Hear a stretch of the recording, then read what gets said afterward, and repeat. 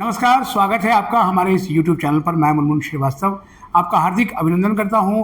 Due में on the spot UG mop up round admissions चल रहे हैं, लेकिन ये ड्यू के रेगुलर कॉलेजेस के लिए हैं।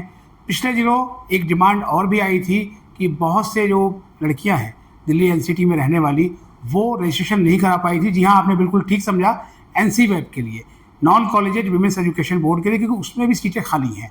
और इसको लेकर भी जो है वो हमने डिमांड रखी थी डायरेक्टर NCVEB के सामने। अब आइए जानते हैं कि उस पर क्या हुआ। स्वागत है प्रोफेसर गीता भट्ट जी हमारे चैनल पर। नमस्कार मनमोहन जी,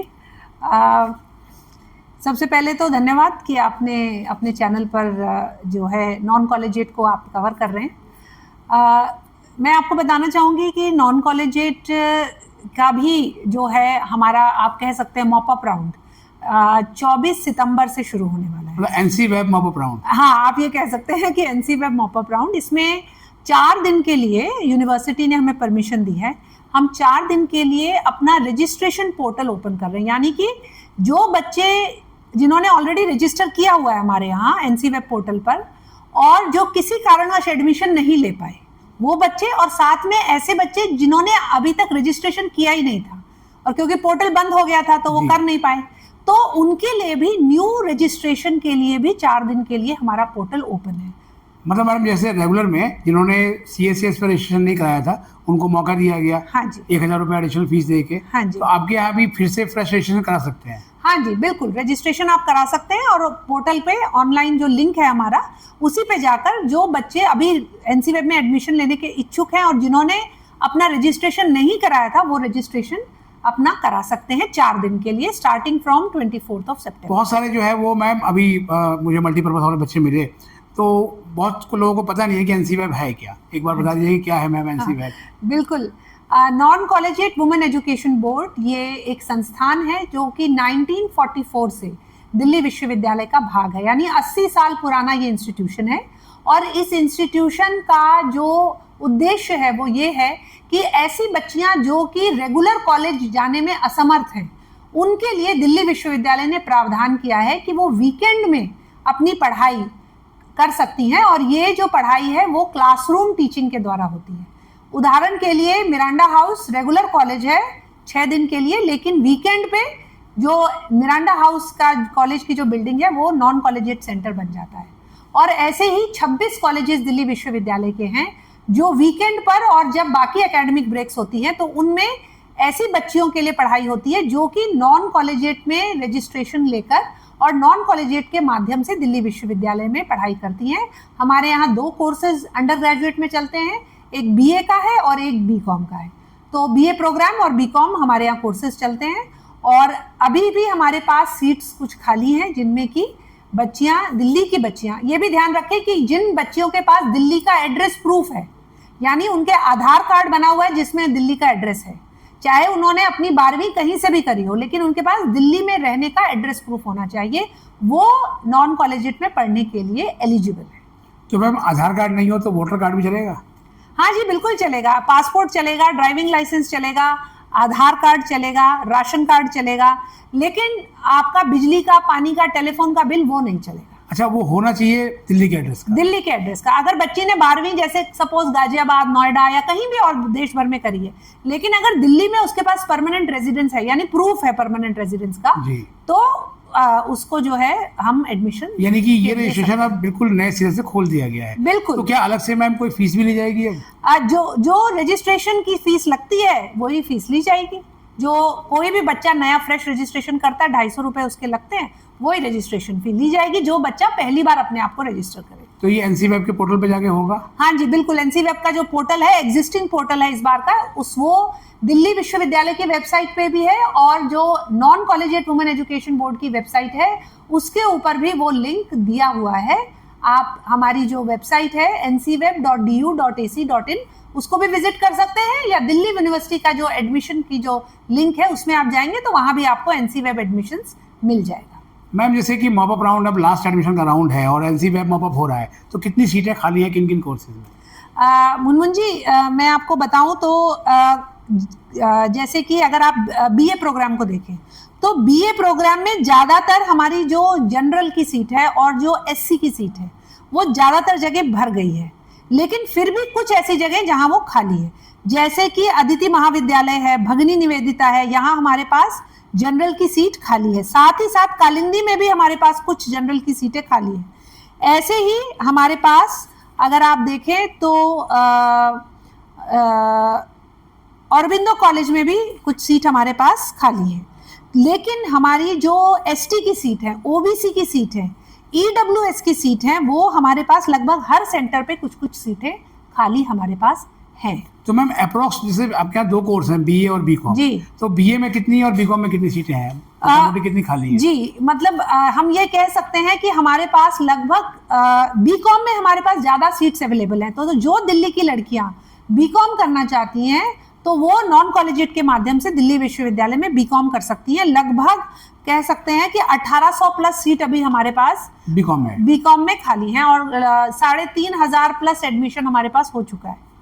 5000 प्लस हमारे पास सीट हैं, तो 1800 सीटें 1800 प्लस सीटें हमारे पास हैं। और इसमें अगर आप देखेंगे तो इसमें आप बीकॉम में Aditi Mahavidyalaya, Bhagini Nivedita, college of vocational studies, BR Ambedkar college, Deshbandhu college, Kalindi college, Lakshmibai college, PGDAV college, Satyawati college, Shri Aurobindo college, Shyama Prasad Mukherjee college, इनमें हमारे पास UR की सीट भी खाली है बीकॉम में। बाकियों में तो है ही, लेकिन UR की बीकॉम में है। जैसे BA में हमारे पास कम जगह में खुली है, लेकिन बीकॉम में हमारे पास UR कई जगह अभी खुला हुआ है। तो अभी मैम क्या ये 4 दिन में केवल रजिस्ट्रेशन होगा या एडमिशन भी हो जाएंगे? नहीं, 4 दिन हमने रजिस्ट्रेशन के लिए खोले हैं। तो इसमें जो बच्चा जो अभी तक जिसने एडमिशन नहीं लिया हुआ था और या जिसने रजिस्ट्रेशन ही नहीं किया हुआ है, उसने एप्लीकेशन ही नहीं डाली हुई थी अपनी NCWeb के लिए, वो अपने आप को रजिस्टर कर सकता है। रजिस्टर करने के लिए 4 दिन खोले हुए हैं ऑनलाइन, और उसके बाद 2 दिन के लिए फिर जो जिस भी कॉलेज में बच्चा अप्लाई, उनके एप्लीकेशन के बेसिस पे हम फिर कट ऑफ निकालेंगे और उस कट ऑफ के बेसिस पे 2 दिन मिलेंगे बच्चों को अप्लाई करने के लिए, ठीक है। और उसके बाद 1 दिन मिलेगा कॉलेज को या सेंटर को वेरीफाई के लिए करने के लिए, और 1 दिन मिलेगा उसके बाद फीस भरने के लिए। यानी ये प्रक्रिया मोटे तौर पे मान के 4 या 5 अक्टूबर तक चलेगी? हाँ, आप ये लगा लीजिए 2 या 3, हाँ 2 को, क्योंकि दशहरा है तो हमने उसको 3 तक का शेड्यूल हम रख रहे हैं। ये मैम ये लास्ट होगा बिल्कुल? जी हाँ, बिल्कुल ये लास्ट होगा। हम तो क्योंकि दिल्ली विश्वविद्यालय का भाग है, तो दिल्ली विश्वविद्यालय जिस प्रकार से हमें आदेश देगा हम उसी प्रकार से एडमिशन। एक और भी सवाल है मैम पेरेंट्स का खास तौर पर कि NCWeb में करा दे तो नेक्स्ट ईयर अगर वो चाहे तो रेगुलर कॉलेज माइग्रेशन हो सकता है? जी हाँ, बिल्कुल। जो ये हम इंटर कॉलेज माइग्रेशन जिसे कहते हैं, वो नॉन कॉलेजिएट से रेगुलर में और रेगुलर से नॉन कॉलेजिएट में पॉसिबल है। बल्कि 1-2 बार हमारे पास ऐसे भी इंसिडेंट हुए जब बच्चे रेगुलर से नॉन कॉलेजिएट में आए।